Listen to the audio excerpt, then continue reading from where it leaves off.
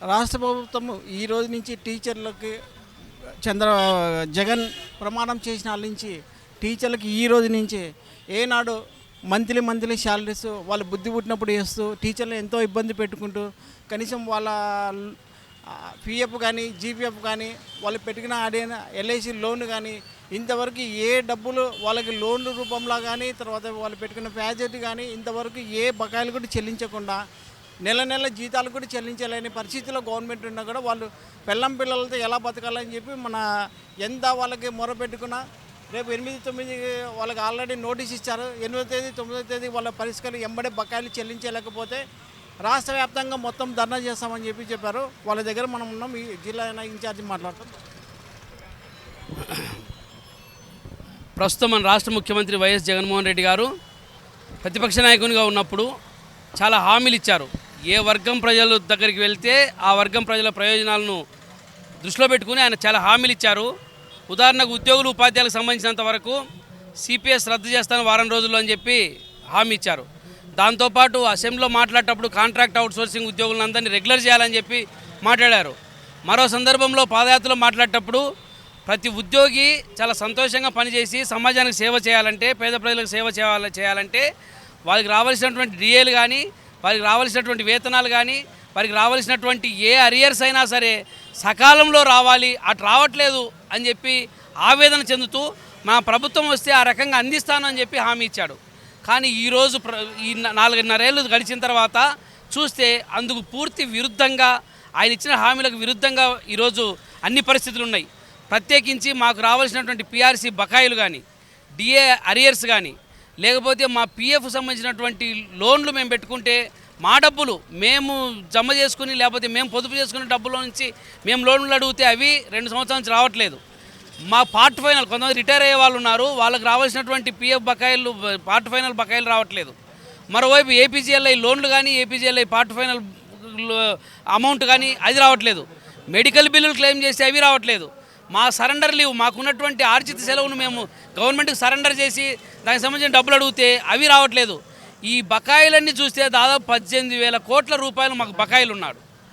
బకాయిలు ఉండటము అని అంటే ప్రభుత్వము ఉద్యోగులకు బాకీ పడింది, ఆ బాకీ మాకు చెల్లించండి, మా అవసరాలు ఉన్నాయి అని అడుగుతున్నాం. ఎప్పుడూ లేని విధంగా ఈసారి పోరాటం చేయాల్సి వచ్చింది. మేము పోరాడి సాధించుకున్నటువంటి ప్రతి నెల 1వ తారీఖునే జీతాలు చెల్లించాలి అని జీవోలు సాధించుకున్నాము. మొన్నటిదాకా గత ప్రభుత్వాలని అదే చేసినాయి. కానీ ఈ ప్రభుత్వం వచ్చిన తర్వాత ఉపాధ్యాయులకు 10వ తేదీ కంటే ముందు జీతాలు పడడం చాలా తక్కువైపోయింది.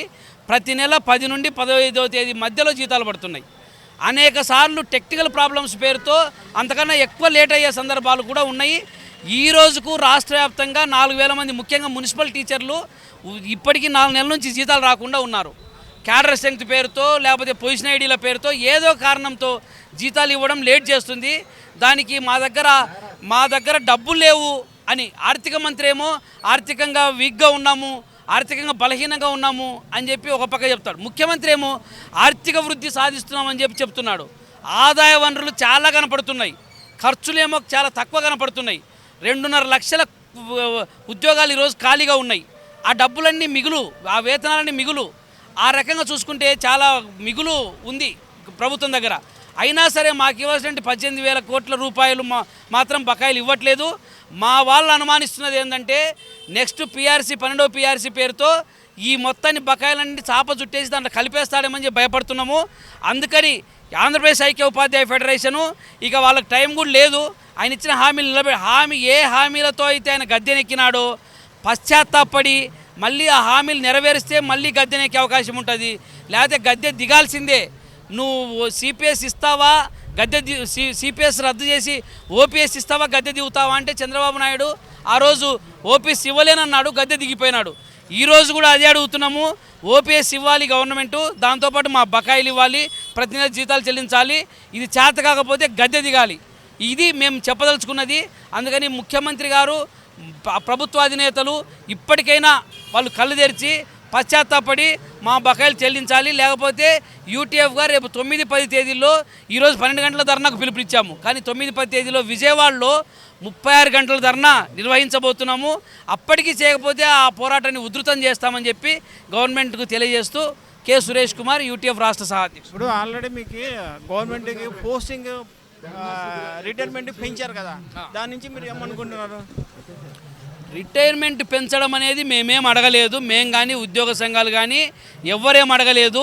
ఆనాడు 58 ఏళ్ళ నుంచి 60 సంవత్సరాలకు చంద్రబాబు నాయుడు పెంచినప్పుడు మేము అడగలేదు.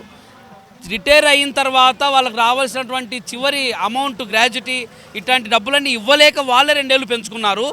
ఇప్పుడు ఈ ముఖ్యమంత్రి కూడా 60 ఏళ్ళ నుంచి మళ్ళీ 62 ఏళ్ళు పెంచాడు. అది మేమేం అడగలేదు, ఆ అవసరం కూడా మాకు లేదు. అయినా ఎందుకు వాళ్ళు పెంచుతున్నారంటే వాళ్ళ అవసరం కోసం పెంచారు.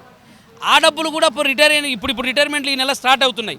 కొంతమంది వాలంటీ రిటైర్మెంట్ తీసుకున్నారు, వాళ్ళకు కూడా ఇప్పటికి రావాల్సిన బకాయిలు ఇంకా రాలేదు, అది చెల్లించాలి. మీకు పిఎఫ్ నుంచి ఎన్ని ఏళ్ళ నుంచి బకాయి ఉందమ్మా? బకాయిలు గత 6 DAలు మాకు రావాల్సి ఉంది సార్. అసలు మేము బకాయిలు ఏమనుకుంటున్నామంటే ఈ రాష్ట్ర ప్రభుత్వం వచ్చినప్పటి నుంచి ఉన్నవన్నీ బకాయిలే. మాకు లాస్ట్ పిఆర్సీ ఇచ్చింది కూడా అది పిఆర్సీ అని మేము అనుకోవడం లేదు.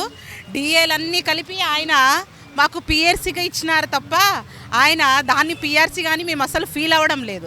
అందుకనే మేము పిఆర్సీ అనుకోవడం లేదండి, ఆ రివర్స్ కమిషన్ అని అనుకుంటాము. చాలా బకాయిలు ఉన్నాయి. రివర్స్ కమిషన్ అంటే రివర్స్ అంటే పే రివర్స్, మా నుంచే పే రివర్స్ అయిపోయింది అమౌంట్. కానీ వాళ్ళ నుంచి 23 చేసినారు. ఐఆర్ 27% ఉండింది, కానీ మాకు ఇచ్చినటువంటి పిఆర్సీ అయితే మాకు ఇచ్చింది కేవలం 23%. అంటే అక్కడ రివర్స్ అయిపోయింది. బకాయిలు అన్నీ కలిపి పిఆర్సీ ఇచ్చినారు, కానీ మాకు మాత్రం ఎటువంటి సదుపాయాలు వాళ్ళు వచ్చినప్పటి నుంచి ఏ ఒక్క ఆర్థిక సదుపాయం మాకు కల్పించలేదు. ఇంకొకటి, ఇప్పుడు చాలా వరకు ఏపీజీఎల్ఐ లోన్లు కానీ, పిఎఫ్ లోన్స్ కానీ, మేము ఈఎల్స్ కూడా పెట్టుకుంటాం, సరెండర్ లీవ్స్ కానీ, ఇవన్నీ పెట్టుకున్న ఏ లీవ్స్ మాకు అమౌంట్ నగదు వాళ్ళు చెల్లించడం లేదు. ఇప్పటిదాకా నాకు సంతృప్తికరంగా ఉంది అని ఒక్క ఉద్యోగి కూడా నాకు ఈ గవర్నమెంట్ వచ్చినప్పటి నుంచి మేము సంతృప్తికరంగా ఉన్నామని ఎవరినైనా అడగండి, మీరు చెప్పిన వాళ్ళు ఉంటే మేము ఈరోజే ఈ ధర్నాన్ని మానేస్తాం. 62 ఏళ్ళు పెంచామని చెప్పి చాలామంది టీచర్లు కూడా ఆశపడుతున్నారు.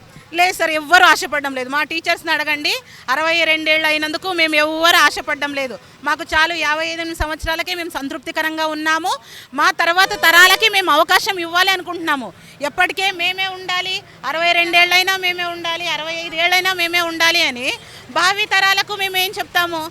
వాళ్ళకి ఏజ్ అయిపోతూ ఉంటుంది, మనం మాత్రం ఏజ్ పెంచుకుంటుంటే ఎంతమంది చదివిన పిల్లలు నిరుద్యోగ బారిన పడుతూ వాళ్ళు నష్టపోతున్నారు. కాబట్టి ఒక టీచర్గా, ఒక ఉపాధ్యాయుడిగా సామాజిక స్పృహ కలిగిన మేము ఎప్పుడు మాకు ఏజ్ పెంచండి అని అడగలేదు.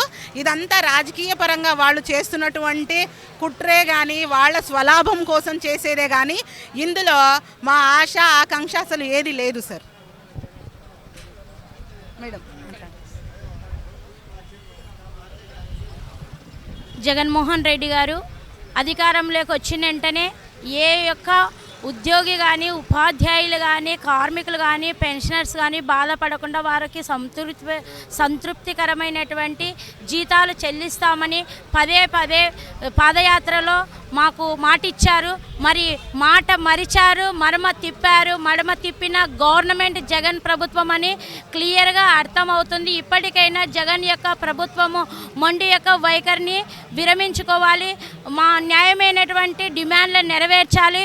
మేము ఆషామాషిగా గొంతమ్మ కోరికలు కోరటం లేదు. మాకు రావాల్సినటువంటి ఆర్థిక బకాయిలు మాకు చెల్లించమని మేము గవర్నమెంట్ని డిమాండ్ చేస్తున్నాం. ఈఎల్స్ మాకు మేము అప్లై చేసుకున్నాం, ఈఎల్స్ క్రెడిట్ అయితే అని గ్రీన్ ఛానల్ పెట్టినారు, మాతో ట్యాక్స్ కూడా కట్టించుకున్నారు. కానీ ఇంతవరకు అయింది మాకు ఈఎల్స్ అమౌంట్ క్రెడిట్ కాలేదు. పిఎఫ్ లోన్స్ అప్లై చేసుకున్నాం. ఎంతోమంది పిల్లల పెళ్ళిళ్ళకు కానివ్వండి, హెల్త్లకు కానివ్వండి, ఇతర ఆర్థికపరమైనటువంటి ఏ విషయాలకు మేము అప్లై చేసుకుంటాం లోన్స్కి. ఇంతవరకు అయింది మా పిఎఫ్ లోన్స్ మాకు చెల్లించడం లేదు, ఏపీజీఎల్ఐసి లోన్స్ కూడా చెల్లించడం లేదు. ఇంత దుర్మార్గమైనటువంటి ప్రభుత్వానికి మేము బుద్ధి చెప్పేటువంటి సమయం ఆసన్నమైంది. జగన్మోహన్ రెడ్డి గారు మీకు మరొకసారి హెచ్చరిస్తున్నాం, చెత్త చలహాదారుల యొక్క మాటలు వింటూ మీ యొక్క ప్రభుత్వాన్ని మీరు కూలగొట్టుకునేటువంటి పరిస్థితికి వస్తున్నారు. జగన్మోహన్ రెడ్డి గారు ఇప్పుడైనా కళ్ళు తెరవండి. పక్క రాష్ట్రానికి పట్టినటువంటి దుస్థితి మీకు పడుతుందని పదే పదే హెచ్చరిస్తున్నాం. మీ అధికారంలోకి రావాలంటే మరి మా యొక్క న్యాయమైన డిమాండ్లను నెరవేర్చడానికి మా యొక్క నాయకులను పిలవండి. మా యొక్క నాయకులు మాట్లాడేటువంటి మాటలకు సానుకూలంగా మీరు స్పందించాలి. మేమైతే వేస్ట్గా అయితే అడగటం లేదు. మాకు రావాల్సినటువంటి ఆర్థిక బకాయిలు, మాకు రావాల్సినటువంటి న్యాయమైన డిమాండ్లను మేము అడుగుతున్నాం. ఇప్పటికైనా మీరు స్పందించకుంటే మా పోరాటాలు యూట్యూబ్తో ఇంకా పెద్ద ఎత్తున ఉద్రిక్తం చేస్తామని జగన్మోహన్ రెడ్డి గారికి తెలియజేస్తున్నాం సార్. 1వ తేదీ జీతాలు చెల్లించలేనటువంటి అసమర్థమైనటువంటి జగన్ ప్రభుత్వంగా ఇప్పుడు నిరూపించుకుంటుంది జగన్ ప్రభుత్వం. మనకి 1వ తేదీ వస్తానే ఎన్నో అవసరాలు ఉంటాయి. ఇంటి రెంట్లు, పాల బిల్లు, కూరగాయలు, పిల్లల చదువులు, హెల్త్, టాబ్లెట్స్, ఎన్నో విధాలు ఉంటాయి. 15వ తేదీ అయినా జీతాలు పడని పరిస్థితి ఏర్పడుతుంది. అయితే మీరు ఆలోచించుకోవాలి. 1వ తేదీ అయినా జీతాలు పడకుంటే ఉద్యోగస్తులు ఏ విధంగా, వాళ్ళ జీవన విధానం ఏ విధంగా ఉంటుందో మీరు ఆలోచించుకోవాలి. ఇంత మొండిగా వ్యవహరించొద్దని మరొకసారి ప్రభుత్వానికి డిమాండ్ చేస్తున్నాం. ఎంతోమంది టీచర్లు పిల్లల భవిష్యత్తు దిద్ది ఈరోజు కలెక్టర్లు, ఐపీఎస్లు చేసిన ఇలా టీచర్లు ఈరోజు నడి రోడ్డు మీదకి రావడానికి రాష్ట్ర ప్రభుత్వమే కారణమని చెప్పి వాళ్ళు ఎంతో డిమాండ్ చేస్తున్నారు. కానీ వాళ్ళకి ఇంతవరకు పిఎఫ్ కానీ డిఎఫ్ కానీ వాళ్ళు పెట్టిన లోన్లు కూడా ఇంతవరకు చెల్లించలేదని చెప్పి వాళ్ళు కనీసం 1వ తేదీ కూడా జీతం ఇవ్వలేదని చెప్పి, జీతం ఇవ్వలేకుండా వాళ్ళ పరిస్థితి ఏమి, పిల్లలకి స్కూల్ ఫీజులు, ట్యాబ్లెట్స్లకి, ఇంకొక అవసరమైన నిత్యావసరాలకి తెచ్చుకోవడానికి కూడా లేదు. కాబట్టి కర్నూలు నుంచి కుమార్, కెమెరామెన్ చాంద్ భాష.